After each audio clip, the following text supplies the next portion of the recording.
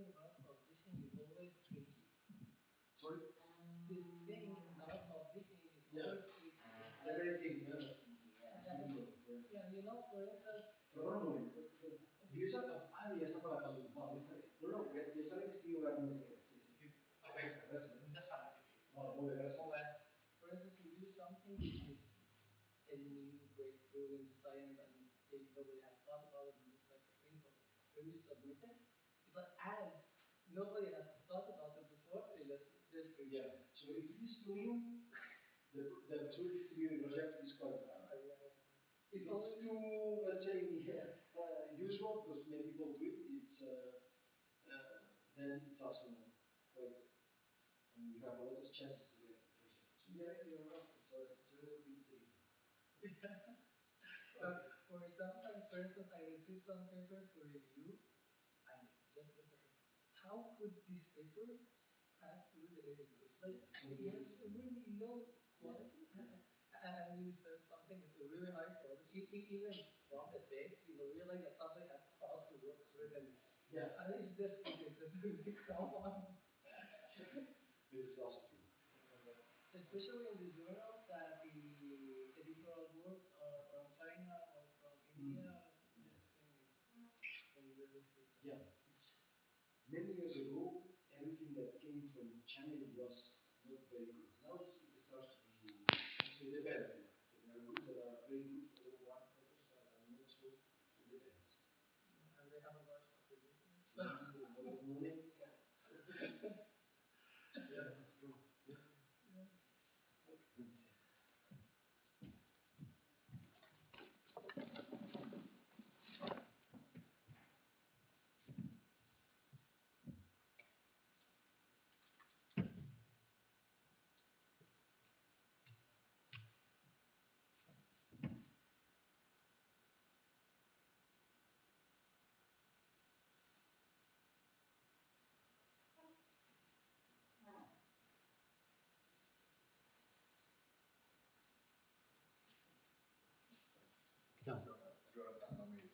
No, no et preocupis. Vale. Jo ja ho faig des d'aquí, ja està. Vale. No hi ha problema, no? Vale. El del primer dia que va passar devia ser per culpa del llum. Vale. Sí. Te'n recordes que em vas dir? Sí. Sempre tot molt bé per anar. I algun aparato d'aquells no s'havia reiniciat. Vale. I el segon dia, el que crec és que les piles o el que sigui de l'aparat devien fallar. Sí, tot i que, bueno, que no fes cap avís, saps? Bueno, sí. Perquè vaig venir, vaig provar, i el que sí que em vaig fixar és que el volum estava baix, perquè quan està bé has de sentir pels altaveus. I amb el que seria el de la solapa, no? Sí, aquell no se sentia massa. Vale, llavors, clar. Si no s'hagués sentit, hauria dit, hòstia, què passa aquí? Sí. Vale, vaig estar fent proves ahir, posant una mica el volum, llavors se sentia i ja... Ara ja se sent així. Sí, el que passa que no sé si et tornarà a parar. Vale, que si apagar mitges al principi és potser una mica encendre o les piles de la canya perquè aquesta unió 3 funcionava bé, no va pagar, no va passar res. Clar, no els conec aquests aparatos, quan és algo del departament d'informàtica. Sí. Bueno. Potser que hauria d'anar per fer un dia, esperem que sí. No s'apaga el llum. Sí, el tenim a la sort aquell dia. Vale. Però res, ja sabeu que ja està matent, ja està. Sí. Perfecte. Gràcies. Merci.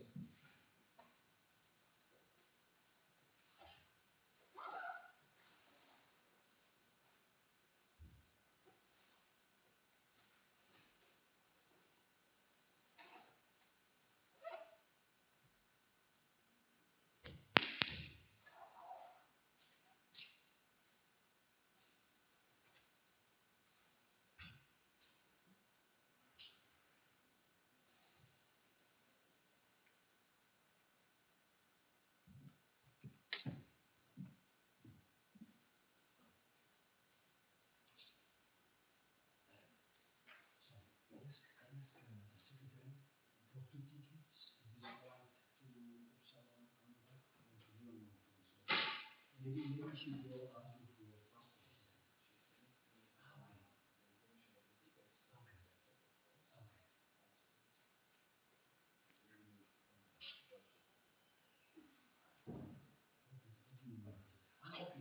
In principle, I told her be paid by our project of the minister. But if you want to pay for your project, just tell her.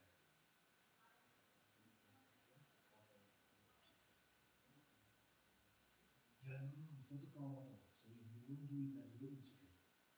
So you just tell her. Okay. Better buy tickets. It has to be paid from our project. If you want to tell, just to explain it, it's okay. Just do that. And then, by the way, we have to send an email form. I will do it. And if you want, I can do for both. That we meet tonight in this hotel from 29 to 30. And then it is done.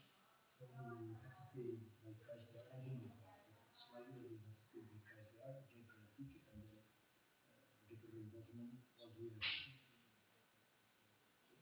Yeah, if you want, yeah. I will send. I will make a current copy so you have.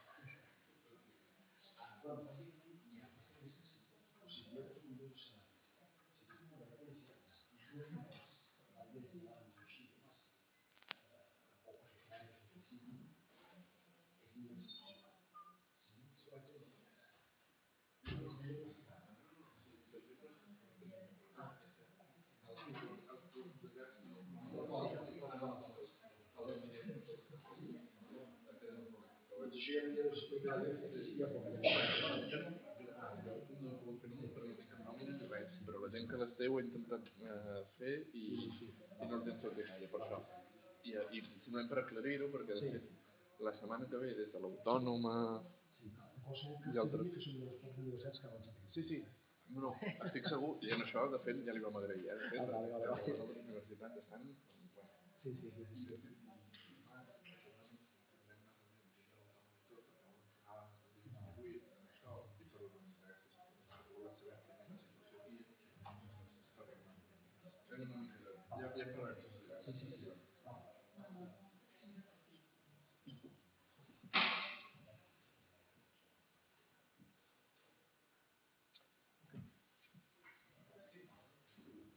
Okay, so maybe we can start now. Okay, this was the last transparency or last slide last day on Wednesday. On Monday. And remember that we were discussing that. In principle, between 1 and 4 referees you should expect to have for your papers. And okay, they will recommend, in principle, they can recommend publish as it is, so this means no changes, minor revisions, so this means small changes, major revisions, so this means probably even some new experiments or something like that, or reject, which means that it's not enough, it does not have enough quality to be accepted. Right? So this is the typical number of referees that you have. And then at the end is the editor that decides if the paper is going to be accepted with minor revisions or whatever. But in some cases you see this one gets 7 anonymous reviewers. It's quite a lot. Eh? It's not, I would say, at least in chemistry I have never had 7 reviewers. But in some cases, this was economics and human biology, so this kind of field. So in this case, they got 7 reviewers. It's quite a lot. Okay, so if you are happy with the reviewers, you can add something in the acknowledgement, right? We would like to thank the editor and 7 anonymous reviewers. If you want, you can add this or not. This is up to you. And about the peer review process, this is essential in science.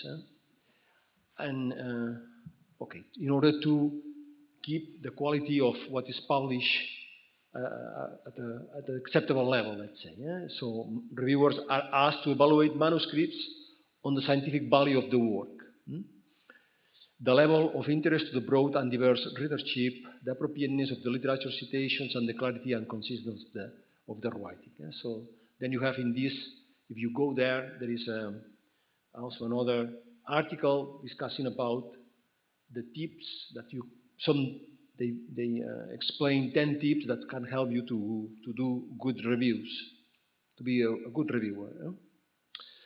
The situation is that now is that the peer reviewer system relies on the goodwill of the referees. So the referees are not paid for this job. It is considered that this is part of our duties as a scientist. We have to be referees also, reviewers of other papers. Referees are chosen on the basis of their specialist knowledge and may be known personally to the author. Yeah. However, I mean, if let's suppose, I mean, I don't know, if you are reviewing a paper from one of your, let's say, previous postdocs or PhD students or something like that, in principle, you should. This is conflict of interest, and you should inform the editor. I have a conflict of interest. Maybe the editor could say, it doesn't matter, go ahead, and then you can go ahead. But in principle, if you have a conflict of interest, at least you should inform the editor. In these cases where there is a very close relationship with the authors, you should tell the editor. Or even you should say that you don't want to review this paper. Okay, there are anonymous. Well, we have seen an example in which when the paper is accepted, the names of the referees are revealed, but in general they are anonymous, and this is to prevent potential conflict with other people. So, I mean, in general, you are reviewing papers from some of your colleagues, and of course, if you make a, let's say, if you are very critic in your report, then if your name will be disclosed, then probably you will have one friend less, let's say. So to avoid this situation, so this is why the reports are anonymous. However, if you want, you can write your name, and this is acceptable. If you want, you can write your name at the end of the report. Some reviewers do it, but few of them. But in some cases they do it. I think it's not bad, but in my case I keep anonymous. I keep anonymity. But okay, if you want, you can sign the report, and that's all. Okay, so for instance, this is an example of some journal. This was the reviewer was this professor in our university from material science in the Polytechnic School. And you see they asked them what is the recommendation, and these major amendments required, so this means major corrections. This is the overall rating, so 65, I guess over 100. And then you see there are different things that as a reviewers we should look. For instance, if the subject is within the scope of the journal or not, if it is original or not. I mean, then the general assessment about the originality, the technical quality, the clarity of presentation, the importance in the field. You see, the title is also something that you have to look at. And in this case, it needs revision. The abstract is something that you have to look. The presentation in general, the illustrations, it seems that the quality is not good enough in this case. Tables, abbreviations, references. So there are many things that you can look apart from the scientific quality. Of course, you have to discuss if the quality of the paper is enough to deserve publication in this journal. And what we have with the peer review process is something that is reaching its limit. And you see, for example, this is England Chemistry is a very reputed journal in chemistry. So if you are asked by this journal to be a reviewer in general, what you say is yes, because okay, it's a reputed journal.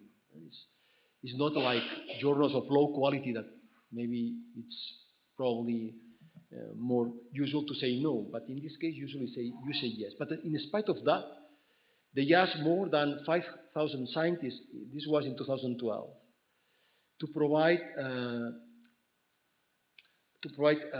around 30,000 reference reports, and they received 17,000. So this is 60%. So only 60% of positive answer from the reviewers. So 40% they say, I don't want to review this paper. And this is for a very good journal. So imagine the journals that are of low quality. They have a lot of difficulties to find referees. In 2017, editors had to invite on average 2.4 scientists to find a reviewer, just one. So you ask for almost 3 reviewers and you get one answer only positive answer. And in 2013, it was 1.9. So you ask 2 reviewers and you get 1 positive answer. So it's becoming more and more difficult. So what the editors do in general is they send the paper, or they ask for 4 reviewers, let's say. And then in some cases, okay, 2 of them then say yes, and then the process, okay, this is okay, with 2 reviewers it's okay. If 3 or 4 they say yes, okay, then you have 3 or 4 referee reports. But in many cases, you don't have, if you ask for 4, you don't have 4 positive answers. You have usually less. And this is what editors do. They ask for more than 1 reviewer in order to get at least 2 positive answers. So you have 2 reports, and from here you make a decision as editor. So this is something that, this is a problem that I had, I think this was maybe in 2017 or something like that. We sent a paper in Journal of Organic Chemistry, and I got this message after 1 month and a half or something like that. Thank you for submitting your manuscript for publication in Journal of Organic Chemistry. It has proved to be I would say unusually, this should be said, problematic case. Over the past weeks, I have solicited 13 reviews of this manuscript and received no substantive responses. So he asked 30 people to review this paper and nobody accepted to review it. This factor in itself tells me something about the level of interest in this topic by the JOG community. I must therefore respectfully decline publication of this manuscript.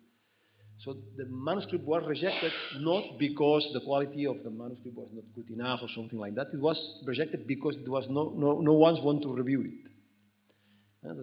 This is not a usual case. This has happened to me only once, but it shows that it's difficult to find referees, to find reviewers. Okay, so we should, in principle, try to help editors to make this job because someone has to do it, otherwise.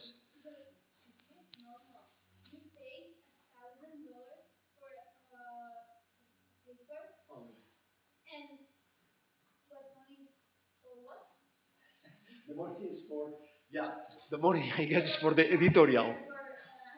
Yeah, for the editorial. I don't know. This is something that. Yeah, for instance, I'm totally in favor of paying the reviewers, but okay, nobody does it at this moment, at least. Maybe if the problem becomes worse and worse, then at the end they will have to pay something. I mean, if you ask, I don't know, if you ask for a report to some lawyer, let's say, you have to pay a lot of money for a report. So why scientists do not get anything? Totally agree, but okay. It's how it is at this moment. This probably will be very difficult to change. Anyway, so this is an opinion of this person, Susie Letola, and I would say that, okay, I agree with what he or she says, I'm not sure. And probably you will also agree. Peer review is quite often a game of chance. One may get an exceptional paper into a very high impact factor just by having 2 referees that aren't experts in the field. Or conversely, a good paper may get rejected from even a mediocre journal just because the referee weren't up to their task. Or even worse, the referee is writing a paper on the same topic and doesn't win competition. Yeah, these kind of things can happen, and it's part of the game. Okay, so we are forced to play this game. It's something that we cannot change. But okay, we have to be aware that maybe we get a rejection and it's not fair, but okay, it's how it is. Then you have to submit to another journal. Okay, and continue. Okay, this is something that you will read. This is again another thing that you can read later. And I mean, I don't know what is your situation, but in general, when you start a PhD and you receive the comments from the referees, in some cases they are very hard and can damage even let's say, the personal ego in some cases. So, okay, I'm putting these examples just to show you that there is not a personal attack to you, let's say. It's simply, okay, it's how it is. And this is some comments that Roald Hoffmann, who was Nobel Prize in 1981, he was 30-something, he was very young at that time when he got the Nobel Prize. And this is some comments that he received after getting the Nobel Prize, when he tried to publish something. So you will see that even with a Nobel Prize, the people can be very hard. So you should be prepared. In some cases, you can receive very nasty comments, but okay, it's how it is. So this is from this book, The Same and Not the Same, written by Roald Hoffmann. This is an excellent writer, theoretical chemist, very good. And he says, he get this is a report that he get. In one of the reports, it says, the speculation in this paper are the sort of thing that one expects to hear at research seminars or in social chemical gatherings over a glass of beer. Certainly many of them have been made at my own seminar by bright young students. No one else, however, has had the conceit or effrontery to think them worth publishing. This paper seems to me entirely unsuitable for publication in any reputable scientific journal, let alone JACS. Anyway, so paper submitted to JACS, and it's a type of comment. Nobel Prize. So another one. This paper would not be accepted for publication in physical review. The authors should calculate the binding energy of this structure and compare with graphite, not just propose it as a possible structure. The extended method is the method that used this, that they usually, I don't know, but some years ago was used by Roald Hoffmann, contains error of order 3 electron volts. It's absolutely useless except for publishing papers in chemistry journals. You chemists should write the standards. So in this case, very hard even with the general chemical community, let's say. Another one, I'm not now and never have been an admirer of Hoffmann efforts in the organic organometallic field. To a bridge player, the sideline kibitzers, so this means the people that is not playing but just looking at the others playing. This is the kibitzers, this name. However, intelligent are of little interest. Hoffmann is very intelligent, but not intelligent enough to do anything positive, which is very hard. Kibitzing, however well done, soon becomes tiresome. I also wonder why he has such tremendous ego as to suppose that everything that he does belongs in JACS. JACS is a very reputed journal in chemistry, Journal of American Chemical Society.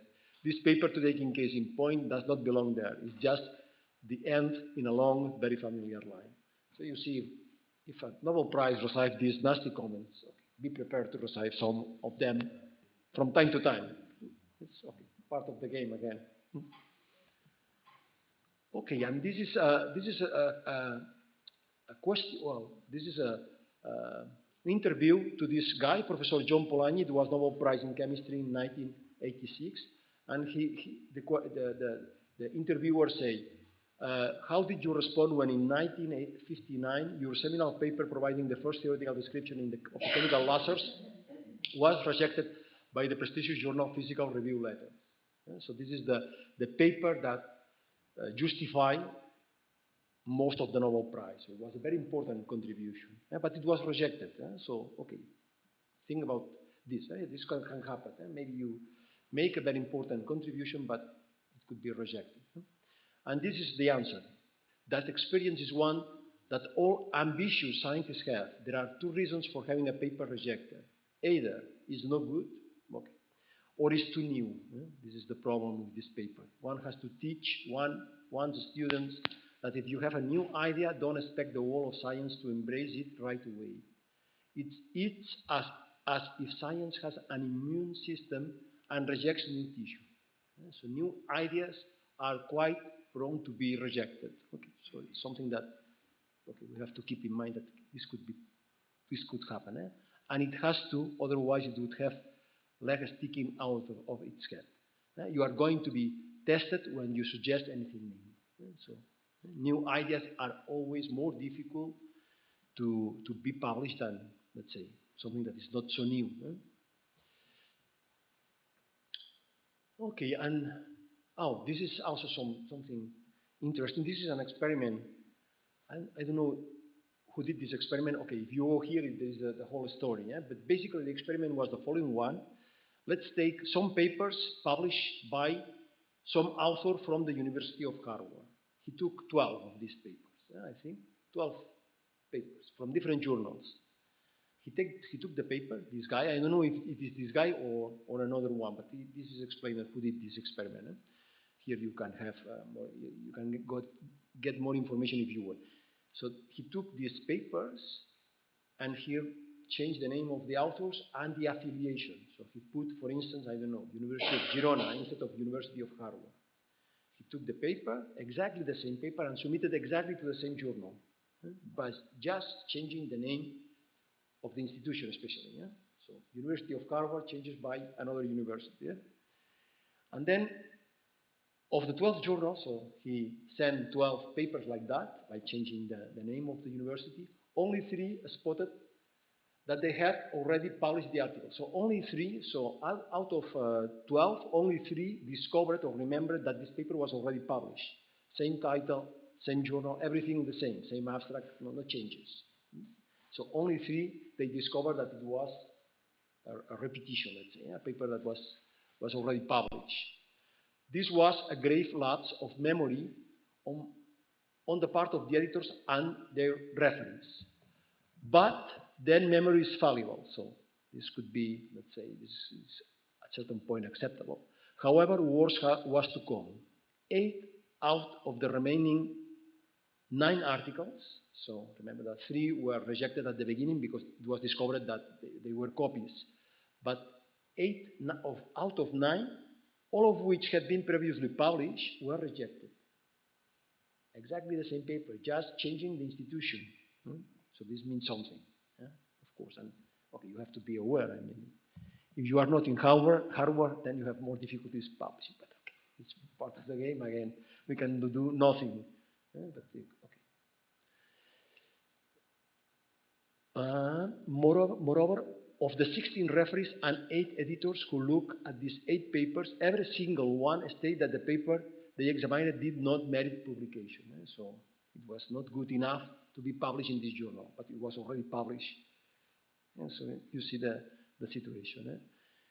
This is surely a startling instance of the availability error. It suggests that in deciding whether an article should be published, referees and editors, so referees are ourselves, so we also, pay more attention to the authors' names and to the standing of the institution to which they belong than they do to the scientific work reported. Yeah, okay. Well, it's an interesting experiment and interesting results. I don't know if it was by luck, let's say, that the result was, but it seems that no. It's not a lot of papers, but still 12, and no one accepted after being accepted when the university was Harvard. I mean, this means something, probably. Anyway, okay, about the referee process. So you know that in general what it happens is what is called single blind process. This means that the names of the referees are unknown to the authors, but the referees know the authors. This is the most typical peer review process, let's say. But there are other options. For instance, you can have double blind process. In this case, the reviewer doesn't know the name of the authors, right? And the authors doesn't know the name of the referee, so it's double blind. This is another option that some journals offer. If you send a paper to Nature, you can ask for this option. I think in chemical communications too, so it depends on the journal. But in some journals you can ask for a double blind process. Reviewers' identities being confidential, but revealed after acceptance of the paper. So this is the case of these frontiers in chemistry, for instance. If the paper is accepted, you know the name of the reviewers. If not, it's not. The names are not revealed. Authors, and another possibility is authors and reviewers' identities are known. So everyone knows each other. So you know who are the referees, and the referees know who are the authors. This is the unblinded process. So there are at least these 4 possibilities. Okay, so maybe we can leave this exercise at the end of today, maybe, and maybe we can think about advantages and disadvantages of these different methods. And you will see that it's not easy to decide which is the better. All of them have these advantages and drawbacks. So okay, we will discuss this if you want at the end of today. So maybe we finish a little bit early and then we can go. We can maybe spend 10 minutes to discuss this. Okay, you have Here there are many. Oh yeah, you see the double blind review. You can ask in chemical communication and nature. You can now ask for for double blind review if you want. Probably, I don't know if there are other journals, but probably yes. So this is some opinions of different people about this, the different possibilities and why some of them are better or whatever. Okay, this is about this question. How satisfied are you with the peer review system used by scholarship journals? So you see in chemistry is this 50% that are, they find, they are, they are happy with the method. In physics and astronomy is even larger, and biology and biomedicine probably is a little bit less, but more or less 50% of the people think that is okay, and those that disagree with the method are this percentage here. Are you less likely to agree to review for a journal that reveals reviewer identities? And you see, there are many people, about 75% of people that says that if your identity is revealed, so they don't want to be reviewers. Well, I mean, this is something that has to be taken into account also. So there are many people, many scientists that prefer to keep the anonymity. Okay. Okay, there is some, okay, so there is a lot of controversy about this peer review process, and there are people that are thinking in other possibilities, and this is another possibility. So this is the normal, let's say, submission, and then you can do, this is the typical peer review process. So you send the paper to 3, 4 reviewers, whatever, maybe you get 2 reports or 3. But there is another option, which is this crowd peer review. This has been used recently for some journals, not many. Yeah? SynLet was one of them. In chemistry, it was SynLet, for instance, used this peer review system. So basically, they invite about 80, for instance, 80 scientists to review the paper. Right? So they say, okay, we have the paper here uploaded in this website, so if you want, you can go there and make comments about the paper. Yeah, and then out of these 80, maybe, I don't know, 20 go there and make comments, right? And they give the scientists probably 1 week to make the comments. And then all the comments are collected in some places, in the website or whatever, and then the authors have to answer these comments. So this is a kind of crowd peer review. I don't know, in my opinion, I think if all journals goes for this crowd peer review, probably there will not be enough people interested in going to all papers and making comments and this kind of thing. So I'm not sure that this is going to work, but okay, for some journals, they have started to use this way to review papers. Okay. That's another possibility. Okay, bad scenario. What is the bad scenario? The bad scenario is that you get rejection.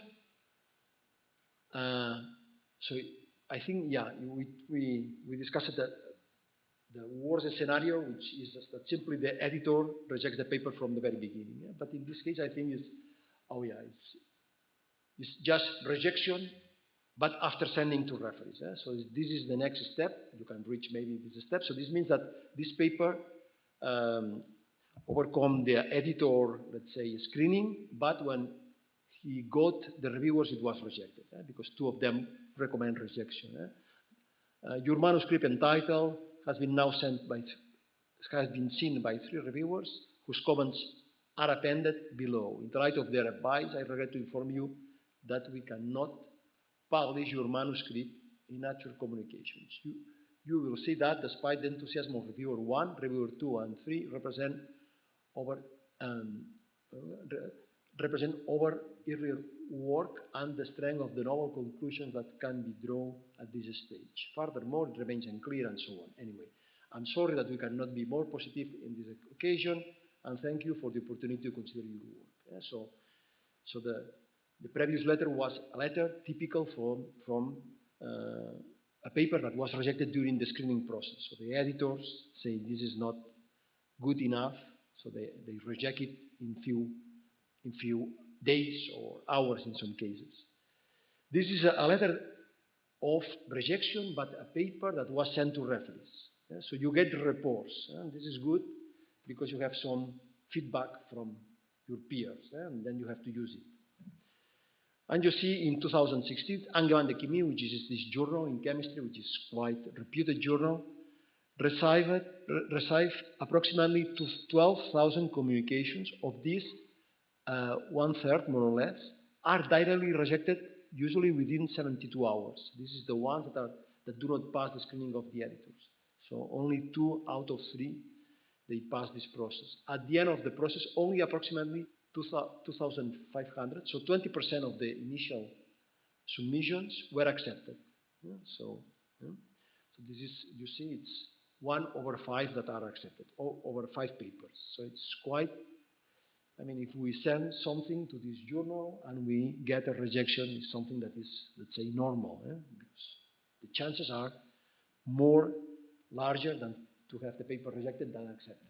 So it's, well, we have to accept that it's like this. So when you get a letter like that, consider modification of the paper to answer the review comments. You are not going to send the same paper to the journal, that's true. But still, take the opportunity to modify the paper to, let's say, address as many concerns of the reviewers as possible. In that way, you are going to improve the paper for sure. So it's better you take the comments into account. Moreover, okay, change the format of the references and resubmit the paper to another journal. So this is important because, I mean, let's suppose that you get the paper rejected and you submit without making any change to another journal. I mean, it's not common, but it can happen that you get the same one of the reviewers could be the same. We have 3 reviewers here, and maybe one of them receives the paper again. So if he receives or she receives the paper, and he or she sees that you have made no changes at all, I mean, he or she will become very angry, because, okay, I mean, it takes quite a lot of work to make a review, to make a report. So maybe it takes, so it depends. You spend as many, every reviewer decide how many time they spend in the paper, but at least maybe one morning or one afternoon, less is almost impossible to do a good report. So he has spent for free, without getting anything, a lot of time reviewing your paper, and then he or she sees that you have done, I mean, you think that this is not important what he or she has said to you, then the possibilities to be rejected the paper are high. So it's better to make modifications, to take the opportunity to modify the paper, to improve the paper, and to submit it again. I think this is something that this is my advice, at least. Okay, this is a kind of joke. This manuscript must be either, so this was, let's say, in a report of a referee. And at least for chemists, this is funny because they say the manuscript must be either reduced, I cannot read it. But you can read it. Yeah, either dramatically reduced or fully oxidized. So this kind of reduction and oxidation reactions is something that is quite common in chemistry, and in this case is usually oxidations. For instance, I mean, when you burn something, is oxidizing. So either you reduce the paper or you throw it because it's not good enough. Anyway, and okay, you can. This is difficult to read, but this is a letter which is quite funny. So remember the letter that the editor sends to you saying that they cannot accept your paper because they have many submissions and so on. So this is exactly the same, but from the other point of view. Me as author, I cannot accept so many rejections. So please, I don't accept my paper because, okay, I cannot accept more than 35. I don't know. If you read, it's quite funny because it's simply to be in the place of author as if you were an editor. Anyway, so I cannot read it because, but okay, you will see probably if you, okay, you have the transparency and you will read it. It's a very nice, well, it's funny. Okay, this is about correlation between rejection rates and impact factors. So this means these papers here, for instance, have a 70% of rejection. So Angebande, for instance, has 80% of rejection. So it will be here. Angebande will be some point here, right? And Angebande has something like 12 or something like that of impact factor. So it will be maybe this point here, probably. And if you see here, there is no correlation at all. So this means that the rejection rate and impact factors are not correlated. So in general, we think that journals that are better have more rate of rejections, but it's not the case. You can have 80% and you can have a very low impact factor. So a journal of very low quality, but still has a lot of rejections. So in principle, there is no correlation, which is a little bit unexpected at least. So I think in this paper, I don't remember, but in this article, they discuss a little bit why it's so and so. But okay, this is something that we have to take into account. Okay, and then a question that's important. Should I fight against editor decision, right? So the editor says, I reject your paper. So what should we do? In general, we should accept it, I would say. We should accept. It depends, but in general, the recommendation would be accept the decision of the editor and just submit the paper to another journal. This is the general recommendation. But there are some exceptions. Let's suppose, and this is an example, you have two very positive reviewers and 1/3 that recommends rejection, right? But most of the arguments of the letter against the paper are clearly unfounded. For some reason, I don't know, but it's not, I mean, you know that they are not good arguments. Then you should write an email, or maybe you can make a phone call if you want, stating your reasons for asking the editor to reconsider his or her decision, or asking his or her to send the paper to a fourth adjudicative referee. So you can write a letter and say, okay, thank you very much for your interest or whatever. And then you say, okay, for this paper, we have two very positive referees, and the third one is not, I mean, the arguments are not correct for, and then you state the reasons why the referee was not correct. So I kindly ask you to submit or to send the paper to a fourth adjudicative referee, or to reconsider your decision. And okay, so if the letter is written in a polite, with a polite language, maybe the editor will, why not? The editor could reconsider the decision and accept the paper, or send the paper to a fourth adjudicative referee. And this referee, in general, he receives the paper, but also receives the comments of the 3 other reviewers. He has everything.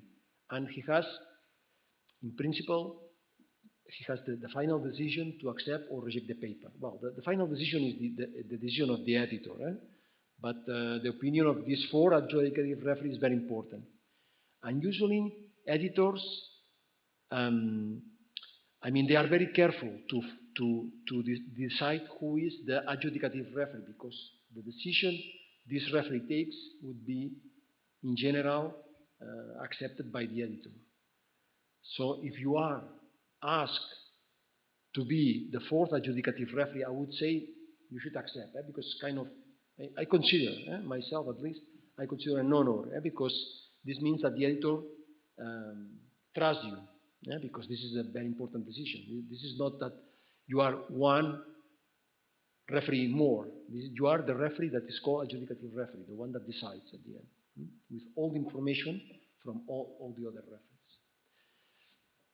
Okay, editors are very busy and usually fit the work as editor in around their main work. So they are, in many of the cases, editors are also scientists like us. So they have to do research, and a part of that, they do the work of editor. So aggressive and frequent letters are not likely to help. This is something important. So in Journal of Royal Society of Chemistry, the Journals of Royal Society of Chemistry, this chemical communication, for instance, belonged to this editorial. This is 1997. There were 125 appeals. So these appeals means that, okay, they wanted the editor to reconsider the decision from around 9,000 submissions. And out of these 125, 40 of them were successful. So of the total submissions is only 0.45%, but of the total appeals, well, it's about maybe 30% or something like that, which is not, I mean, it's quite a large number. So it depends. So you should fight. So it depends. I mean, if you have 3 referees that are against, it's useless to send a letter to the editor asking for reconsider the decision. But if you have 2 that are very positive and 1 negative, maybe then you can probably ask the editor to make changes. If there is a conflictive situation, let's suppose that it's a referee's misconduct, so you think that the referee is doing something that is not acceptable, probably it's better to make a phone call than to write a letter. So if you make a phone call, in general, the editors take the phone and you can, I mean, if you want, you can have a conversation with the editor. So this should be done only in very special occasions, but it can be done. And suppose, I remember in our case that we had a paper, we submitted the paper, we have the comments of the referees, we make all the changes, we submitted it again. And for instance, I don't know, maybe it was reviewer 3 or 2 or whatever, I don't know. They ask, they say, okay, the authors have answered my remarks, but now I have seen but they have also to ask to answer all these questions. So this is not acceptable. I mean, if you are a reviewer, you can ask for changes to the authors, but you cannot ask for more changes after the first, let's say, iteration. You can ask for as many changes as you want the first time, but the second time you cannot add new changes, because then it's a process that will never finish. I mean, it should be a way to. This should be avoided. But in our case, we get more changes. We make them and we send it again. And in the third revision, they ask for more changes. So at that time, we were fed up and we wrote a letter to the editor complaining about this reviewer. And okay. So we were a little bit unpolite. And what happens is that the editor didn't read the letter. So the letter was saying, okay, please make a final decision about the acceptance or not, or simply tell us, make a final decision. The paper can be accepted or not, but we don't want to make more changes because it seems that the referee simply wants to delay publication. And referees are very busy, editors are very busy, so in this case, he didn't read the letter and submit the paper as if we were a revision to the referee. So the referee read our complaint about his conduct. So this was not our idea. We don't want this letter to reach the referee. But you see, it's this kind of situation. So in this case, it's better, if you have a complaint about the referees, it's better to use the phone call. Nothing is written, it's much better.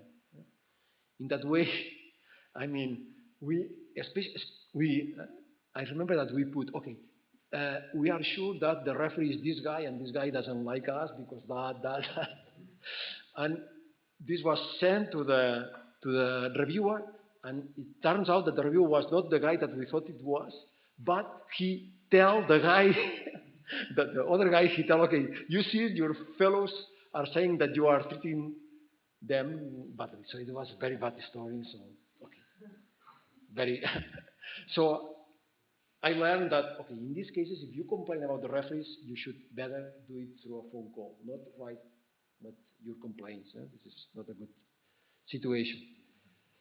Okay, then you see that many journals that they tell us, when you resubmit the paper, have you submitted the paper to another journal?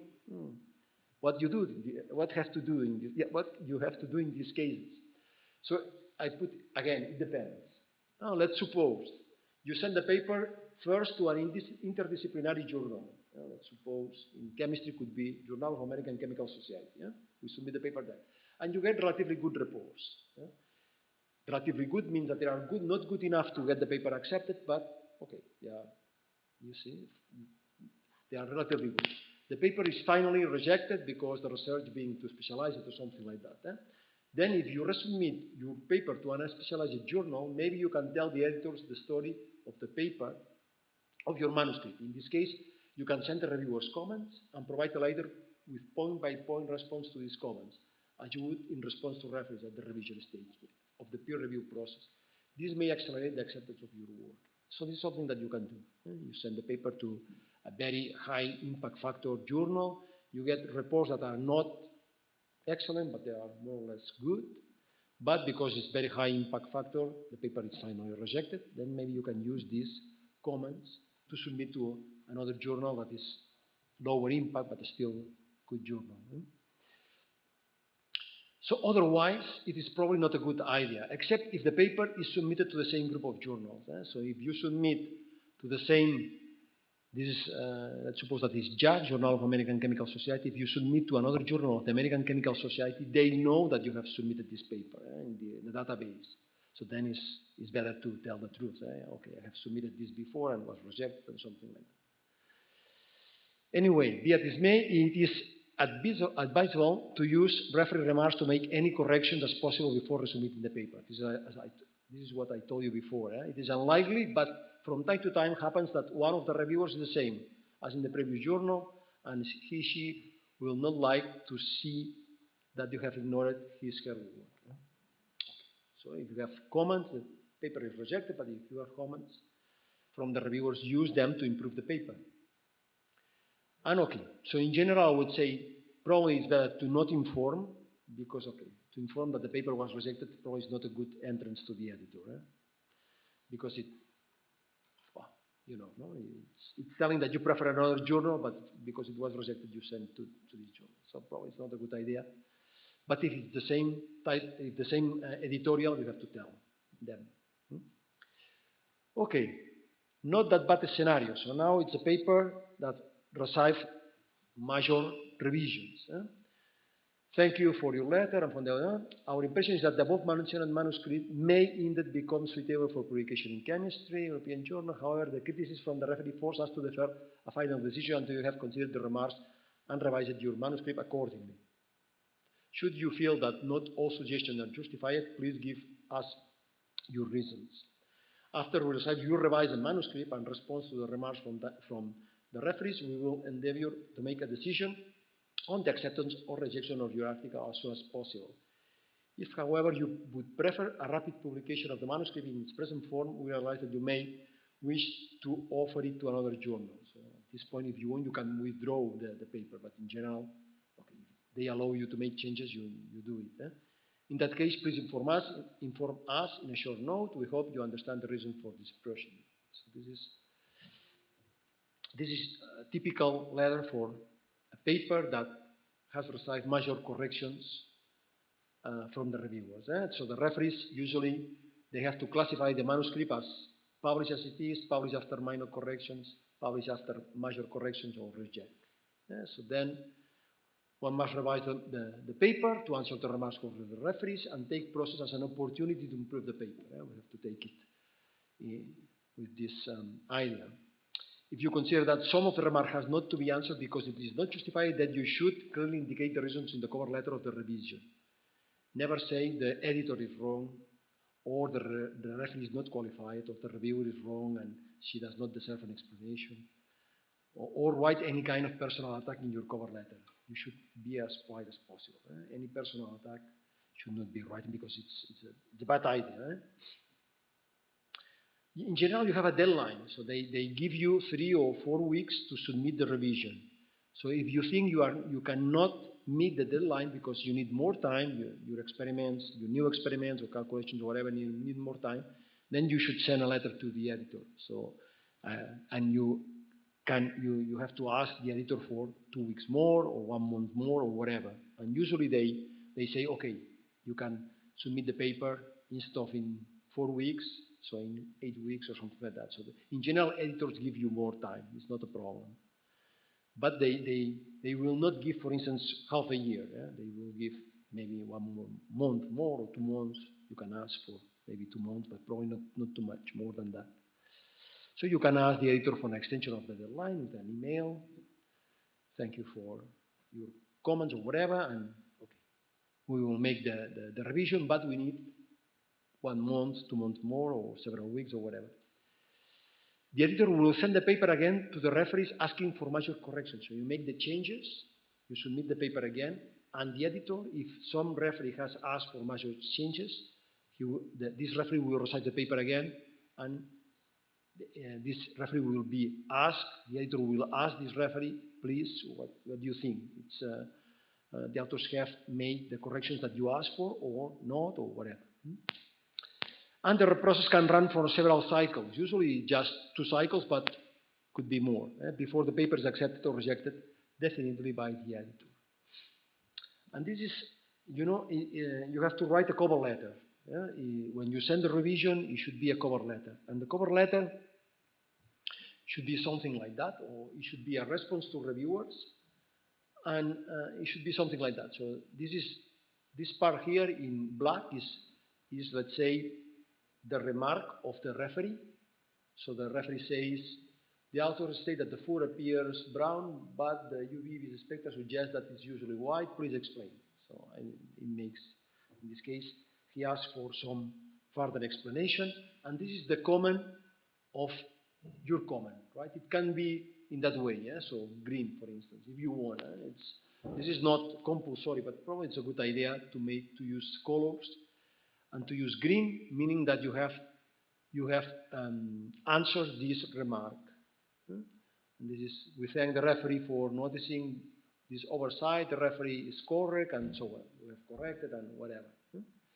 So this is the possible color code. If you want, you can use green for remark answered, blue, we do not agree with the referee, right? Maybe in some cases, the referee makes some remarks, but you think that is a wrong remark, then maybe you can use blue. If you want, you can combine these 2 colors, or you can do, I mean, it's not compulsory to do that way, yeah? But it's a suggestion, it's a good idea. Rebutting comments in a respectful way goes a lot farther than does a long, ranting, emotional response. So take your time. So do not write, let's say, response to reviewers letters after receiving the comments, because in general, I mean, maybe the comments can make you angry and make you to perform long, ranting, emotional response, which is not a very good idea. Editors will not send back to reviewers a ranting response that attacks them or that are offensive, belligerent, or just plain angry. Okay, so 2 more articles, I mean, giving tips about responding reviewers' comments. Okay, this is a letter. This is already 2012, some years ago.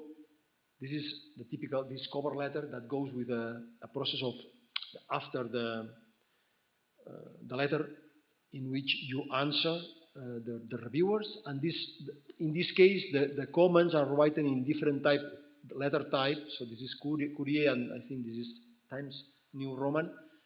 So to differentiate the comment of the reviewer and our answer, so we use in this case different letter types. Probably it's better to use different colors, but it's okay also. This way is also fine. So you do what you prefer. I mean, it's something that is not compulsory to do in one way or the other. But it's good to differentiate clearly what is the comment of the reviewer and what is your answer. Okay, and at the end you say, okay, finally we have added some table in the supporting information, and okay, this is a typical letter to answer the remarks of the reviewers. Okay, I leave you this for your, if you want to read it. I mean, it's also funny if you want to read it. It's funny. Okay, this is the same. So this is more or less how your paper appears your paper after reviewer 3 asks for improvements in the manuscript to the manuscript. So probably it's not very improved, but anyway. Okay, so I don't know if, wow, this is, I don't know if this will be, I don't know if we can have that. I mean, if we can do it, it's also funny, but I don't know if it will work. Let me see, maybe it does. Let me see. Maybe here. But I don't know if no, sorry. Oops. let's go. It was here. Yeah. Let's see.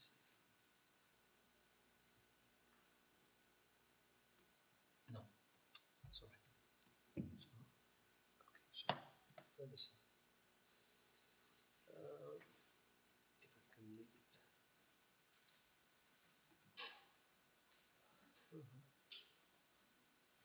Doesn't work. No. Sorry, let me see.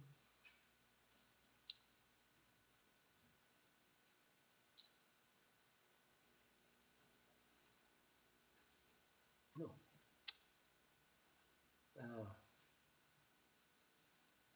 Is that way? To make it. No, I don't want that. Duplicada. No, duplicada is like this. Okay. And that way? Yeah.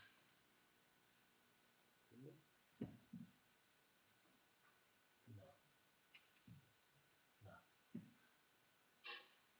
It's even worse. No. Okay, anyway, seems that it will not work. But okay,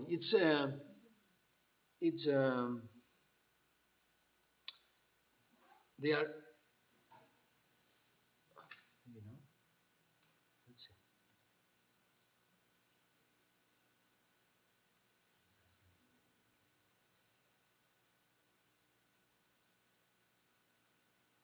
Oh no, we cannot hear it. Anyway. Oh yes, no.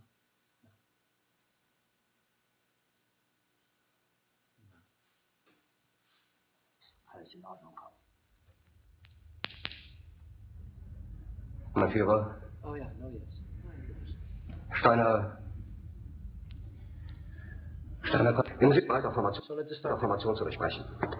Im Süden hat der Gegner Zossen genommen und stößt auf Stahnsdorf vor. Der Feind operiert jetzt am nördlichen Stadtrand zwischen Frohnau und Pankow und im Osten ist der Feind bis zur Linie Lichtenberg, Marsdorf, Karlshorst gelangt. Mit dem Angriff Steiners wird das alles in Ordnung kommen. Mein Führer, Steiner konnte nicht genügend Kräfte für einen Angriff massieren. Der Angriff Steiner ist nicht erfolgt.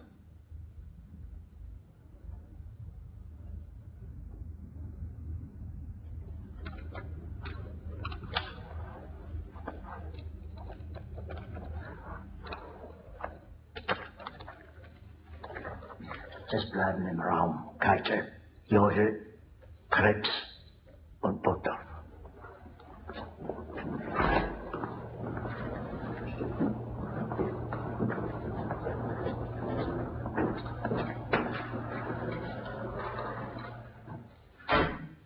Das war ein Befehl! Der Angriff Steiners war ein Befehl! Der Schicksal, dass wir wagen, sich mein Befehl zu widersetzen! Und weit ist das alles gekommen. Der Militär hat mich belogen! Jeder hat mich belogen, sogar die SS! Die gesamte Generalität ist in Zeug als ein Haufen niederträchtiger, treuloser Feiglinge! Mein Führer, ich kann nicht zulassen, dass die Soldaten, die für Sie verbringen... Ihr seid Feiglinge! Verräter, Versager! Mein Führer, was Sie da sagen, ist ungeheuerlich. Die Generalität ist das Geschweiß des deutschen Volkes! Sie ist ohne Ehre! Sie nennen sich Generale, weil Sie Jahre auf Militärakademien zugebracht haben, nur um zu lernen, wie man besser Gabel hält! Jahrelang hat das Militär meine Aktionen nur behindert. Es hat mir jeden nur winzigen Widerstand in den Weg gelegt. Ich hätte gut daran getan. Und dann alle höheren Offiziere liquidieren zu lassen, wie Stalin.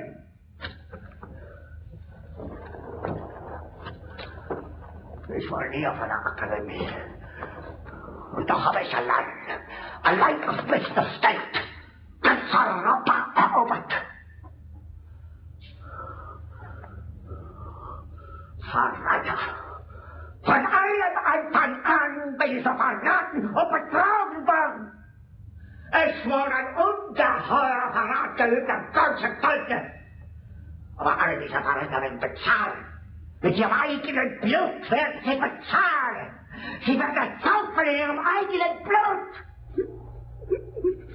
Bitte gerne. Beruhig dich doch.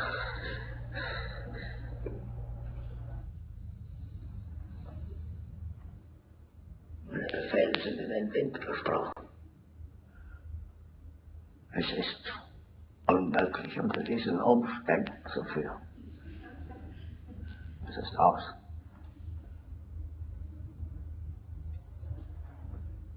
Der Krieg ist verloren.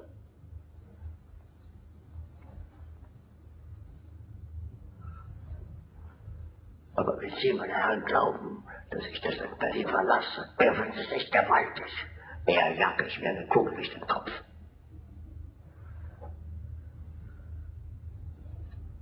Tun Sie, was Sie wollen.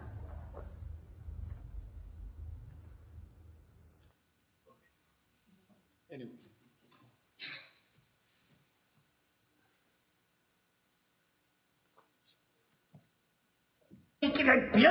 Bleiben im Raum. Dem Feind gelungen, die Front im Wald. Let me see.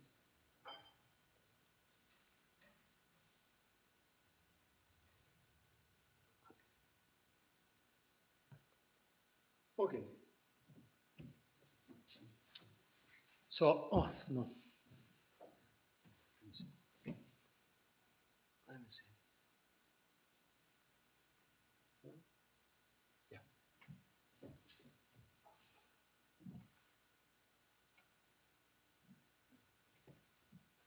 Okay, so this is about the task of the editor, and it's not an easy task.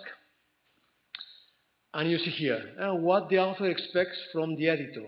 I expect the author to accept all my papers, accept them as they are submitted, and publish them properly. I also expect him, her, to scrutinize all other papers with the utmost care, especially those of my competitors. So this is what we would like to have, but of course this cannot be like this.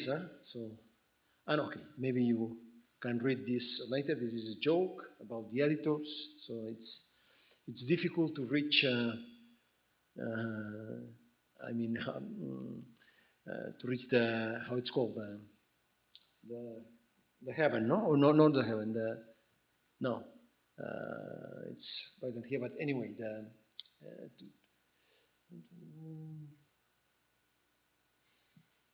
well, it's about being admitted, let's say, by God once you die, and it's easy to, they admit many posts, but editors, they just have admitted one in the last 2,000 years. So it's this. Yeah, I mean, if you are editor, in general, you make a lot of enemies, let's say, because people is not happy by having the papers rejected. Anyway. Okay, and finally you get acceptance letter, so you can. So this is an example of acceptance letter. It's a paper. Thank you for submitting the revised manuscript. I'm satisfied with the changes you made. We have made some changes. And I am therefore pleased to inform you that your paper has been accepted for publication. In this case was Chemical Communications. Proofs for correction will be sent to you by email in due course. After several weeks you receive, or days sometimes, you receive the proof. And then you have to make changes to the proof.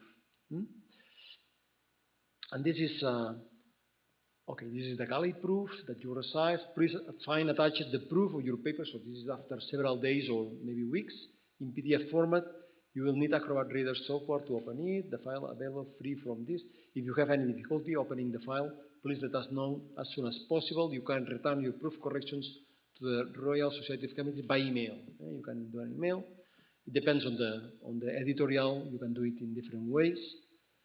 But okay, this is more or less what you get. I don't know if you can see it well, but there are numbers here, right? So you at the end you make, if you want, it depends on the editorial, but in general you make a file saying that, I don't know, in page 1, whatever, line, I don't know, change this by this. You can make changes. Maybe you have to change something in the tables, or you have to change a figure, and then you put the new figure here because it was some error in the figure, and so on. So you put the list of corrections. You should go through the paper and read it carefully and try to find if there is some error, and it's the last opportunity to make corrections. So this is very important. Verify the names that are correctly written, verify the title that is okay, the affiliation also, and then sentence by sentence you can go through the sentence and try to find as many errors as possible in order to solve them. So, okay, and this is an example of that you have to be careful, because otherwise, I mean, there are some errors that you don't want to avoid. And this sentence here, the sentence that is written here, this was written when we submit the paper, was written in this way. Finally, we will analyze the only non-alkali electrolyte reported. So this only refers to non-alkali electrolyte. We have several molecules, and there is one that it was non-alkali electrolyte, only one. And this only refers to this. But for some reason, I don't know, the editors, they know that you are not English, native English, so they think that maybe you have made some errors with the sentence. And in this case, the editor changed the position of the only. And then it reads, finally, we will analyze only the non-alkali, but it was not, the meaning was not this one. We don't want, we analyze everything, but at the end, we analyze the only non-alkali, not the, so you see the difference. It's quite important difference. So we have to ask, page 3, left column, line 30, please change only the non-alkali by the only non-alkali electrolyte. So it was written correctly in our version, but the editor changed the meaning. Okay. The editor does this kind of things. Someone who is a very good, he's a native speaker English, and he knows the language very well, and probably also knows chemistry in this case, so they make changes to the paper. And in most of the cases, the changes are good and the sentences are better. But in this case, there was an error, and the meaning of the sentence changed completely. So we have to ask to recover the original meaning by saying that. And this is what happens if you do not review the galley proof. This is a paper, you can find it here, and in, at certain point of the paper, it says, author, please verify, and this is in the real paper. If you go to the paper and you download the PDF, there is this sentence in the middle, saying, author, please verify that change to sentence in above paragraph implies the intended meaning. It was not a complete sentence as originally written, thanks. So in this paragraph here, there was some sentence that was not clear for the editor, and he changed the sentence and asked the editors to verify that the meaning was the correct one. So this is something that the editors do. So for some reason they do not revise the galley proof, they accepted it without revision, and this is found inside the paper. So this is something that also gives a very bad impression. As a reader, you say, okay, these people, I mean, if you have spent so many months with your paper in experiments and writing the paper, then you have, I mean, you don't have 2 hours to look at the galley proof. I mean, this is a little bit sad. I mean, you have to always read the galley proof, right, and make the changes that are necessary. But okay, so in some cases you can find something like that. Okay, and then you can say, hey, please find in a Word file the corrections to the galley proof, and then you send your Word file with all the corrections for the paper to the reference number and so on. So here in this case, simply you send the paper, the file with all the corrections that you want to make, and this is the last time you can have the opportunity to make corrections. And then after that, then it is published as it is, let's say, without possible changes. Then if you want to make changes, then it's through this erratum correction that I told you before. You can still make changes, but not in this paper. It should be another paper, let's say. Okay, and there are these just accepted manuscripts. Now it's quite common. So this was maybe 10 years ago that it started to be that way. So the editorials before the paper, before they make the galley proof, so before the editors changed the format of the paper and put the format exactly as it is in the journal, so they can publish your paper if you agree. So they ask you if you want to upload this just accepted manuscript. And this just accepted manuscript, it has a DOI number. So it means that already can be cited. So at least in my case, we always accept to publish the paper as just accepted manuscript. But they are not edited yet by the editor. So the final shape is not the same that at the end. But it's something, it's probably a good idea to accept that the editors upload the paper in their website in this form, in just accepted manuscript. Yeah? And this form is the one that was not edited by the editor, so this was not changed by the editor. And this one is the one that you can upload in repositories. So remember that there is this open access, we have to fulfill these open access requirements.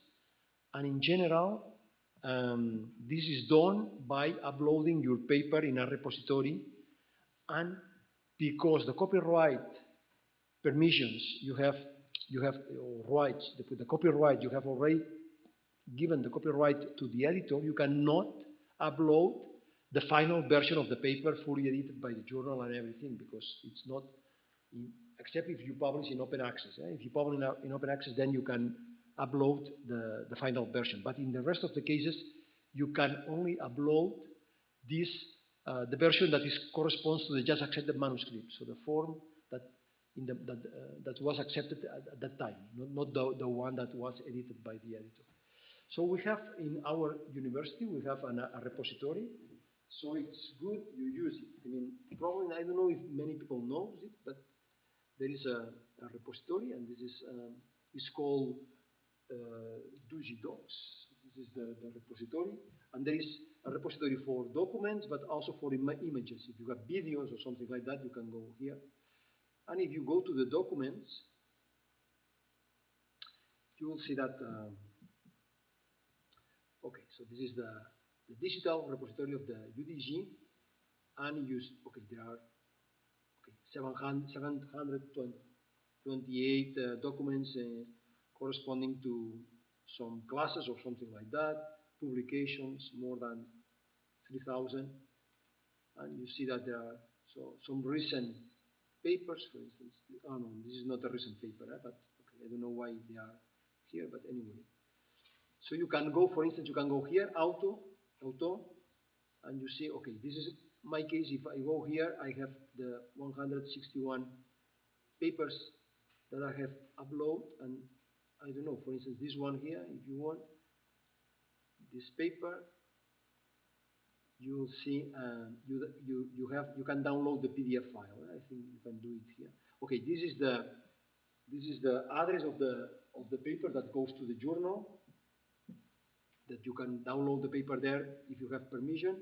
If not, you can take the PDF file here, and this is open access. So anyone out without any permission, they can come here and get the paper. And you see that the paper, this is the paper that as it was accepted. So this is not the final, let's say, version, the final version of that was published, but it was the information is the same because it was accepted in that way. So it's so probably if you go here, you will see the difference. I mean, it's so I'm not sure if I can download the PDF file here. I guess yes.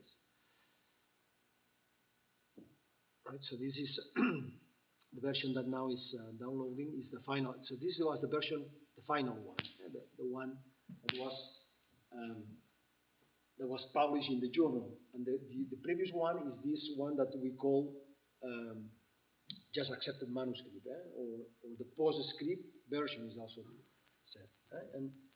And it's a good idea to, I mean, in order to fulfill this open access requirement, you can upload your papers here. Only the version that is was accepted, let's say, as it was accepted. Okay, so you know this Greg program, right? The program that you put your CV. When you in this program you put a new article, you have the opportunity to upload this PostScript version, this just accepted manuscript. You can upload there, and the same library, they takes care to open your paper following the requirements of the editorial. So for instance, ACS allows to offer open access to this just accepted manuscript after 6 months of being published. So you don't have to worry. The library do this work for you. So this is at least how I do it. Yeah? I go to the Grec and I upload the version of the paper that was accepted, the final one, but that was not edited by the journal. Yeah? So in that way, you follow the requirements of the Ministerio, or I'm not sure, but probably also of the European Union about this open access. Okay, so let's go back. It was here. Okay, then. Oh.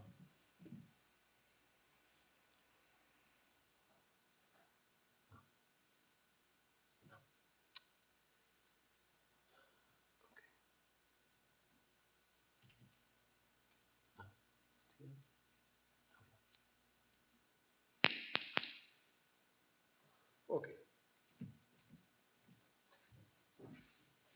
Okay, we've discussed this. This is okay. Then you have, after you send the galley proof, then it's called, it's called ASAP publication as soon as possible. So you don't have pages in your manuscript, but the manuscript is exactly as it will appear at the end. So this is called ASAP publication, and then maybe you have this paper in this condition for maybe 2 or 3 months, and finally you get the pages and the volume and everything, and then you have the paper published, the final version of the paper published. And this is how the whole process goes. So, okay, we have discussed this. So you finish the experiments, you write the paper, you submit the paper. So then there is the screening of the editor, and maybe it cannot be accepted, so it's rejected from the very beginning. And then you decide,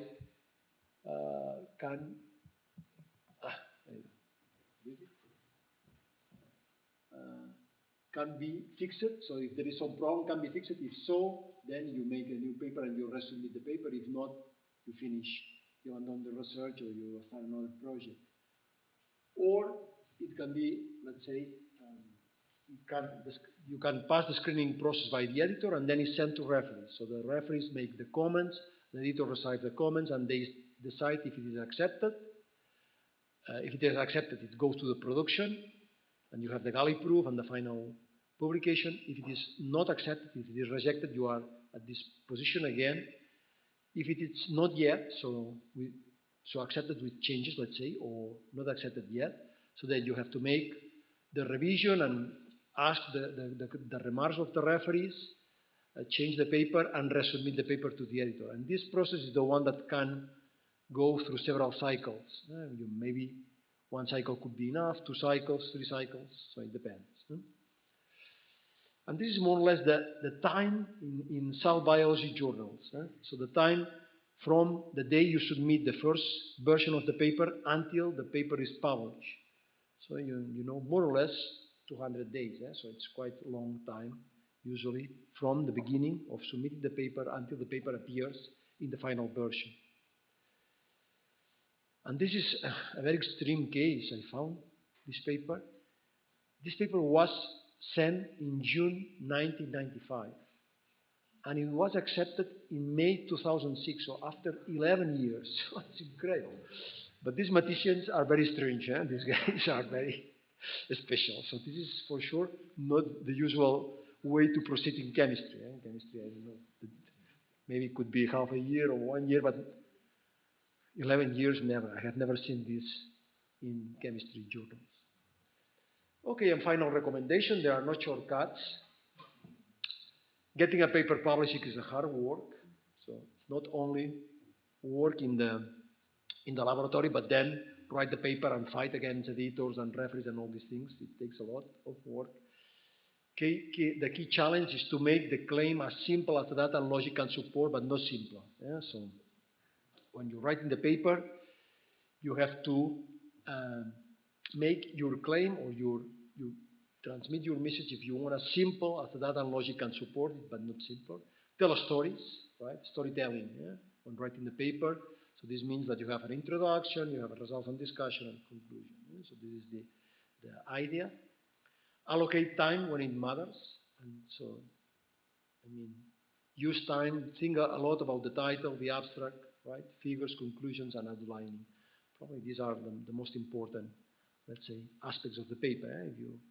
So it's a good advice to spend time in these different sections of the paper. Okay, maybe you can, this is, some editors write these papers. 8 reasons I rejected your paper, and I accepted your paper. Maybe you want to read these articles, they are short ones. And final recommendations, talent is overrated. Work, this is what it counts. The best way to learn writing papers is to read good papers. So if you have, if you know some scientists that they write good papers, so it's probably a good idea to read these papers. Once you get it, it should be it published. When you get the paper published, consider announcing the publications of your articles in social media such Twitter, Facebook, whatever, LinkedIn, ResearchGate. So apparently there is a paper here that's saying that if you, if you announce your paper in Twitter, you get 33% more impact, so more citations. I don't know if it's true or not, but okay, it was a study of these guys. Maybe you can read, if you on this paper, you can read it and see if this is true or not. Write first draft of your papers. So tell your supervisor, I want to write the first draft. You will always learn from comments of your supervisors. So you write the first draft and then it will come comments. So maybe your supervisor will change the draft completely or just will make some changes. But you always learn something. It's good. You do it. Because it's supposed that at the end of your PhD you should be able to write papers. This is part of your formation, let's say. Personal style often leads writers to deviate from a rigid structure. Remember, we have this INRAD structure, introduction, method, so on, and we have these advices, use present tense for in the introduction, or use, I don't know, we discuss this about the voice, better to use active voice than passive voice. We make several advices, and you can follow them, but you can also deviate from these advices, and it can be a delight to read a paper that creatively bends the rules. So it does not follow the rules, so it's good. However, a thorough mastery of the standard rules is necessary to successfully bend them. So before you do, let's say, special things or innovative or creative things in the paper, so it's better you follow the rules, and then after maybe several years or several papers, you can start doing some special things, but probably not now. Now it's better you try to follow the rules that we have discussed in these days. Okay, then you see, this is a paper in Nature that it was written as a poem. So this is something curious. So it's not the usual way to deliver scientific knowledge, but okay, in this case it was interesting because this was done by these people. Maskell, it write a paper, some synthesis or something like that in poetry. And this is also very excellent writer. It's the late Woodward. Woodward, by the way, received the Nobel Prize, I think 2 times, and the second time it was with Hoffman. So Woodward and Hoffman rules. So this was awarded Nobel Prize in 1981. Woodward was the supervisor of Hoffman. Woodward was it was an organic chemist, and Hoffman was a theoretical one. So Woodward maybe it was 60 something when he received the second Nobel Prize, but Hoffman was quite young, maybe 30 something. So Hoffman complains to have received the Nobel Prize too early, because he say, okay, nobody else give me a prize after receiving the Nobel Prize. So you don't give, I don't know, but you don't give a prize to someone, I don't know. I'm thinking about, I don't know, this, how it's called. Fundació Catalana per la Recerca prize to someone that has received the Nobel Prize, because it's a lower quality prize. So if you are too, so he says that it's better to receive the Nobel Prize when you are a little bit old, not too early. But anyway, this is okay. This is kind of complaint that anyway. Okay, and we are at the end. So this is what I wanted to tell you, and maybe I don't know. We have half an hour, so we can use maybe 10 minutes to discuss a little bit about this different. Remember that we talk about these different possible ways to review papers. Maybe you can think a little bit, and we can try to find advantages or it was here. Eh? So try to discuss advantages and disadvantages or drawbacks of the different ways to review papers. So there is this single blind process, this double blind process, this unblinded process, and this process in which you know the name of the referees after acceptance. Right? So maybe I don't know, but unfortunately there is not a blackboard here, so I will write your comments if you have some of them. I will write in, and then we can discuss all together. I can write them in a Word file, so we have the different comments from here.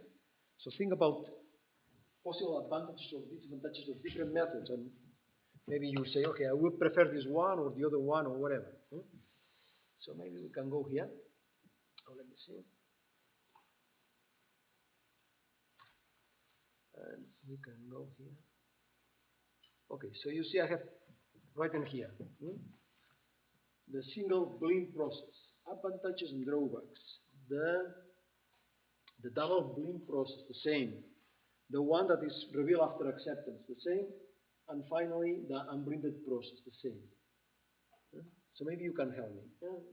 Let's think about, I don't know, if you can say, okay, maybe an advantage of the double blind process is, and you tell me something, and I will write them, and maybe we can have a list of 2 or 3 advantages, disadvantages, and then we can simply think a little bit about the peer review process.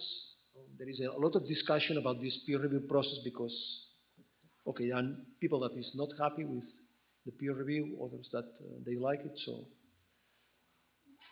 but maybe it can be changed, so why not? So I don't know if you have opinion. So what do you think about single blind process, the current actual, the way that we do in most of the journals that we do reviewers, the peer review process is done. I don't know if you have some idea, just feel free to.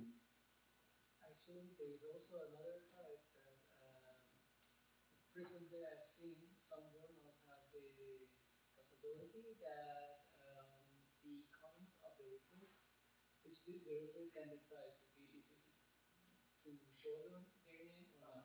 You can see all of the comments of the referees and the response of At the end of the paper.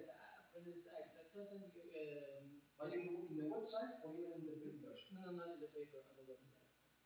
In the website. Yeah. For instance, if you want to take now to show the atmospheric, chemistry, and physics. So what is the name of the? Okay, you tell me. Atmospheric, chemistry, and physics. Okay.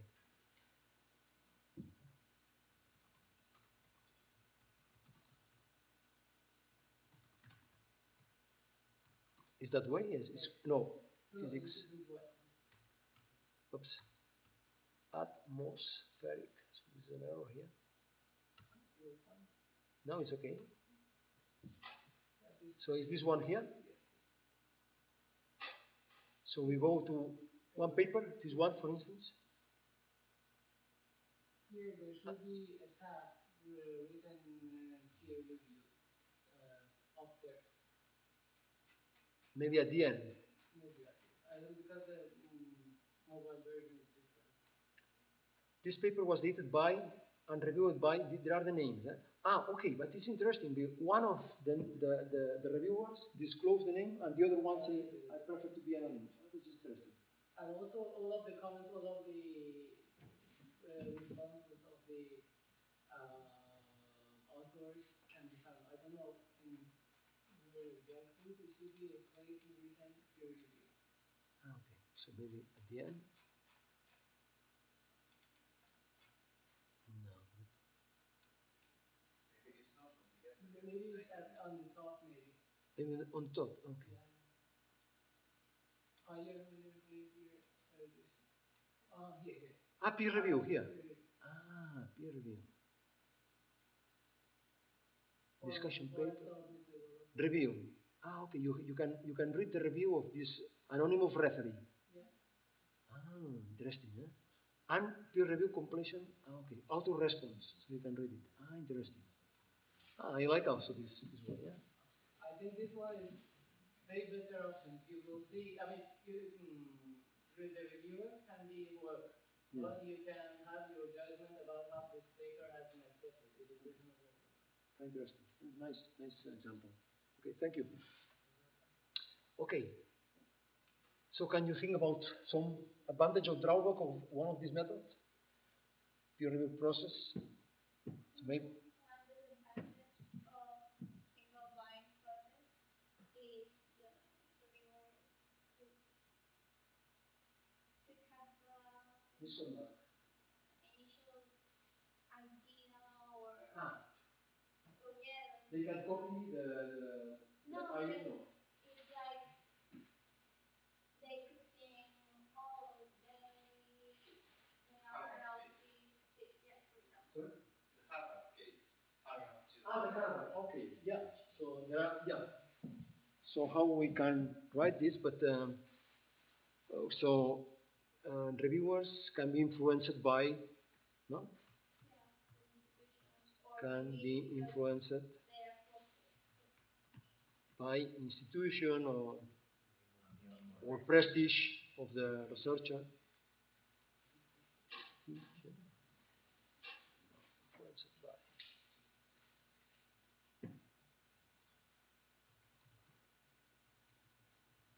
Yeah, that's true. So this is something, but the point is, okay, let me, uh, so just to avoid, okay, okay, that's for sure, yeah, okay. So maybe other drawbacks that you can see in the most usual way to review papers. So the advantage would be the fact that sometimes a paper is submitted is in the framework of a long-term research of somebody. So when you have the name of that person, you can have a look to the other researches that the person has done, so that you will get a more clear idea because you cannot put everything inside one paper. So sometimes you need a whole other bunch of other papers so that you will get to a conclusion on one paper. This is an advantage or disadvantage or? I consider that as an advantage of having the name. Having the name, okay, the names of okay. The author. Okay. So it's better to have the name of the author because you know the experience of the previous results by this author, for instance. That's right. Okay. So maybe you can find other. So maybe I suggest one disadvantage that I saw, that this is the, I mean, because the referees are anonymous, they can have, I mean, they can behave not properly, so they can have misconduct. What I mean that misconduct here. So, for instance, I don't know. Let's suppose, I don't know. Okay, maybe you can take profit of the results, or maybe there are cases, and this is something that can happen also. Maybe you can, if you are a reviewer, you see some result that is of interest, and you say, okay, I will ask these people to do this experiment that I know that it will take half a year, and what I will do in the meantime, I will submit the same or similar to another journal. This kind of misconduct will be something that sometimes happens. Without doing the experiment, using the information they have. Well, probably, I don't know if, probably copying, paraphrasing exactly the same paper, maybe this is not what will happen, but you can take the main ideas and make a paper based on the paper that you have used. It can happen in normal procedure. This can happen in normal procedure. That's right. Yeah. No, because the one that you have, if you review your name, you will not have this kind of thing. Right? So this is the good part of reviewing the names of the reviewer. The reviewer then behave, it is a fact for you. They will behave more correctly. Depending on what you consider correctly, no? Because I think that when you see the name, a lot of people want to criticize this fish in any kind of part, and then they are too fair, and it's going to look anyway. So, but you have discussed something that is important. In this case, is good. I mean, one of the advantages is you protect young people, young reviewers, right? What this means? I mean, if you are young, let's put that you are postdoc, and you make a reviewer of big books, right? And you are very critical with this work. If the boss knows your name, maybe the boss will be in a committee or a position or whatever.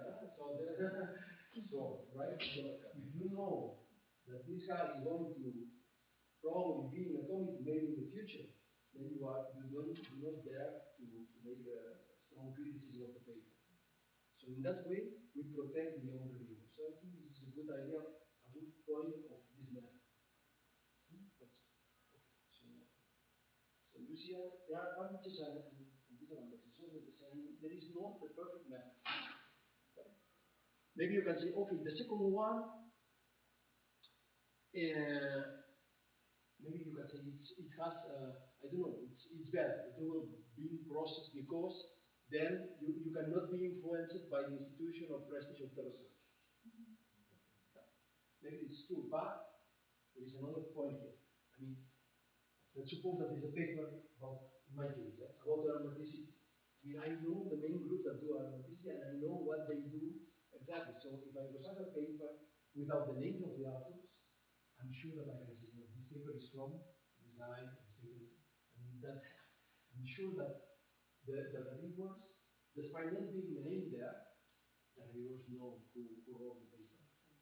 Even looking at the references, if there's plenty of references or some group, you know that this is this group. Yeah. The way as you written it shows that. Yeah, the way you really write it, yeah. So I think it's not a solution to have a building process. At the end, you know, I mean, as a reviewer, you know, if you are expert in this part, and you should be expert if you have been asked to be a reviewer, it's because you are an expert, so you know this field. If you know the field, then you know the authors, not the full author, because maybe the PhD student you will not know him or her, but at least the group. So you know, if you know the group, you know the institution, so again you have the same information that the first one. So I don't see a big change when you go from the first to the second. So more or less you are in the same situation. I don't see huge differences. well, but you said at some point that when you receive the referee, so the referee report, you fail on knowing which one was the referee, right? So you have at least a chance that they fail in which one is the main group. So at least you have that chance for failing. Yeah, or they will not go that hard on that group for fear of failing. Imagine that they that's right. destroy you and fail, then it's another group. Yeah, but it's more difficult, but you have the chance. And in terms of time and everything for the editorials, I think that it's zero the difference. And let's suppose that you write a paper about oxidation states. How many people is working in this one? I'm sure that you know that who is doing this work. I mean, if it's your work, I mean, by reading the first paragraph, you already know this guy is.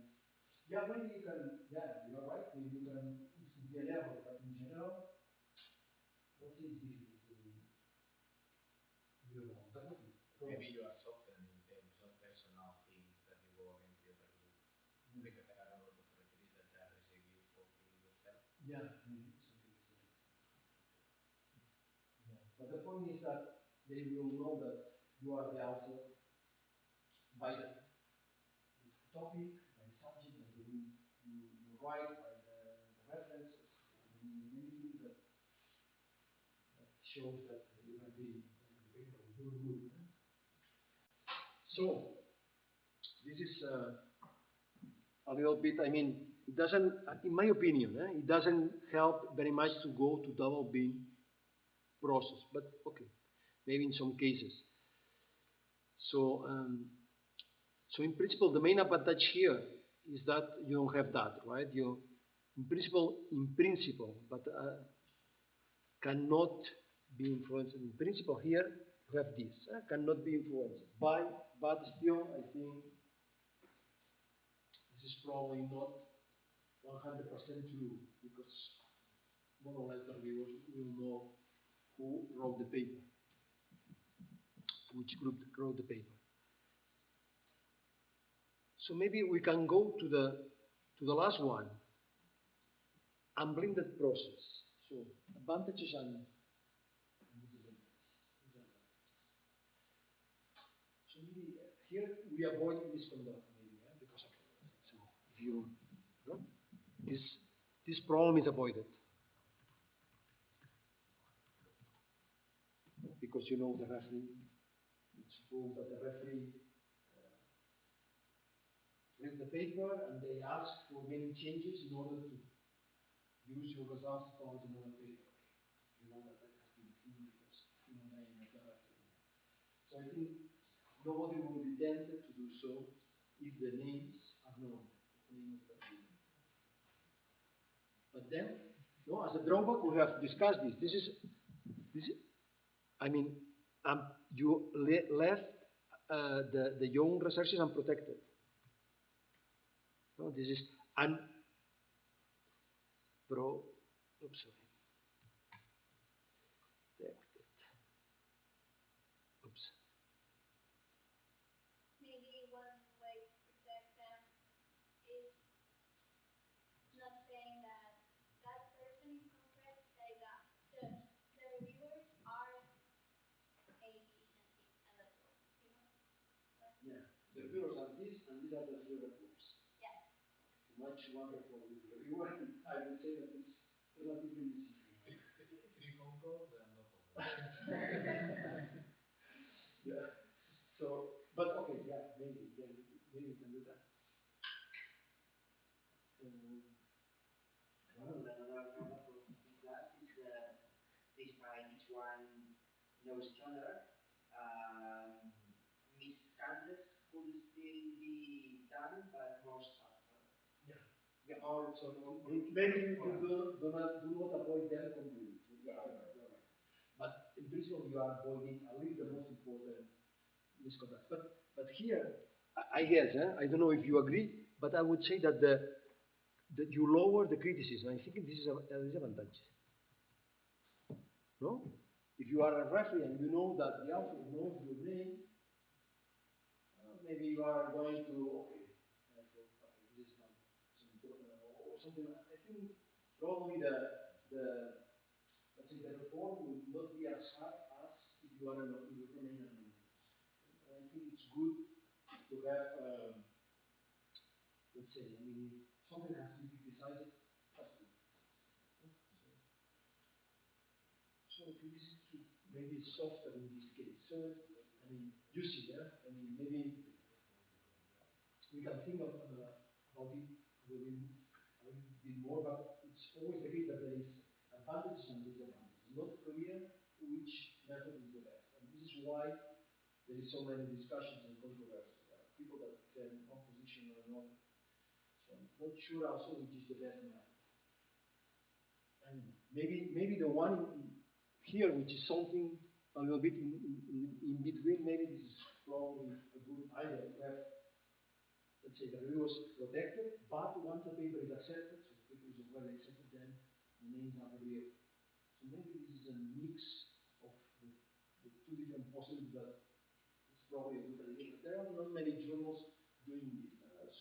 The journal that you show me, you have the possibility to reveal the name. But it's not compulsory, let's say. In frontiers of chemistry, they reveal names of the referees, is the difference. Okay. When you know the name of the referee, you can say, for instance, this was a critical referee, for instance, somebody expert in that field trying to comment on this paper. Sometimes you see the referees are quite not expert, so I mean, yeah, then the low quality paper accepted whenever he feels no. And then maybe there are some problems with the experiments or the methods Yeah. used, and then you're going to use that paper in your result and you're failing. So by knowing the fact that who has reviewed this Yeah. paper, you can have some Yeah, idea. you can lose prestige in your career because you have accepted some paper that was not very good. Yeah, that's why. So it's, yeah, it's a little bit danger. If you remain anonymous, then it's no problem. But at the same time, it's good for the reader because they know, for instance, okay, this paper is a paper that we cannot count on that much. Right. Or maybe if the reviewer has prestige, you can say, okay, if these people, if this guy or this Approved it. yeah has or this colleague has reviewed this paper, the paper should be good or at least so. And okay, maybe okay. There is something that we have not discussed, but it is true that maybe in this way you foster collaboration, right? Because they know each other, and okay, I don't know, maybe one referee say, okay, you have to do this type of calculation. Maybe they are not expert, but the same referee is expert in that, and maybe they can start a kind of collaboration. So, yeah, it's a way to foster collaboration. Who was the referee and do criticism from this referee make you know to not recommend that referee to the next competition? Yeah, for sure, yeah. And but another point is that also if you know that the author will know your name, probably you will do your best, and Yeah. the review will be of quite good quality. Right? Maybe. So maybe the criticism is lower, but the review is maybe could have more quality. Yeah, maybe more quality. Maybe, yeah, because okay, you know that your name will be known not only by the authors but also by the community, and so it's In the Journal of Mathematical Chemistry, I had a situation when after the half year, I received one sentence from the referee that this is a good paper, you should accept it as it is. After half the year, one sentence. So yeah, it's incredible. Yeah, yeah. This record didn't do this more properly. Yeah? More properly. Anyway. Okay, I don't know if you have more comments. Maybe we can continue the discussion. If not, maybe we can leave it here. And okay, thank you very much for your attention, and we will see next time. Thank you for coming. Okay. Oh, by the way, you have to sign. Please do it.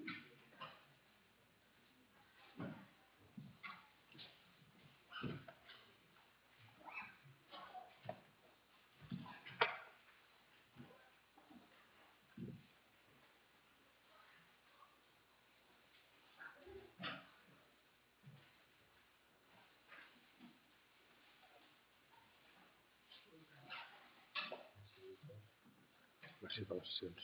Gràcies, gràcies per venir. Bien. Thank you. Thank you. Yeah, sorry if I come in. I just come directly after a class. Oh, no problem. I should have three. It's okay. See you.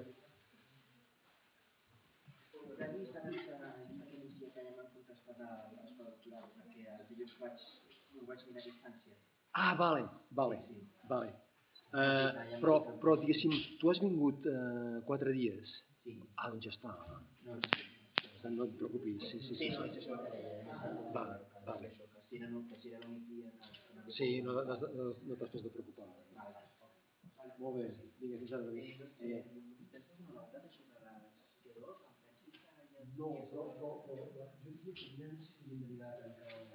Sí, Jo no m'havia escrit tots aquests gent que els he dit i que la cosa és els dies de l'hora. Sí. Puede ser una autoridad que tiene un chef, un director,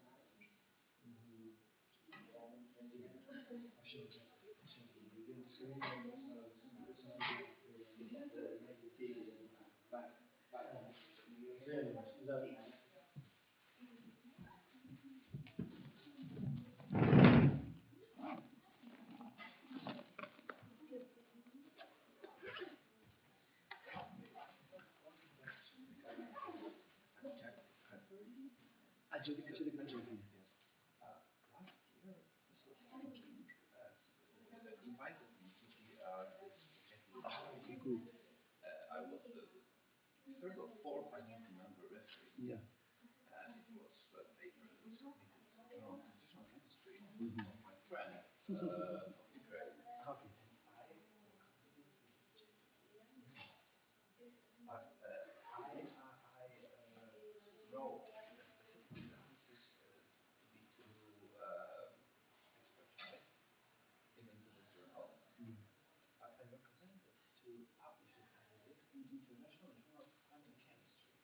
And if possible that editor somehow transferred to this journal because it was reviewed and it was accepted and published in this international. It was really the most of not sure.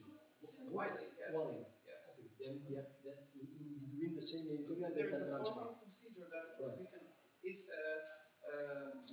recommendation is to send it to another journal, but the comments are quite good, the quality is good, but it will not be of interest of the community of this journal. So it can be, the editor can decide to transfer it, and the editor of this journal can decide to do not send to reviewer. Right.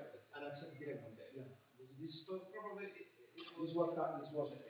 Yeah, you're right. Yeah, it's interesting. Yeah. Well, very nice course. Thank you. Very nice. And you know what? I really want to attend to other your courses, but do you want other courses in English? This year, no. Next year, well, in principle, all courses in our master are in English, but in the master, I explain the same course, so it's not a good idea to go. And okay, but I think at this moment I have only this course, and I give this course twice in the master and the PhD. But I do not have more in English, no. Then the other ones are in Catalan. But, okay, but thank you for the comments and thank you for coming. It's really nice that, I realize that with that knowledge now, our last the paper. But you write very nice papers, so you are doing very nice, very good job. With those information about not making those words and ordinance. Ordinance, yes. The last paper we wrote should be half. Yeah, you think so? It was a lot of maybe. One, two, blah blah blah. Maybe. Make one. If I want to make the conclusion that blah blah blah. So it was too long, and I overused those phrases. Okay. So maybe you're right. Yeah. I went through all those papers and those links that you provided, and it for sure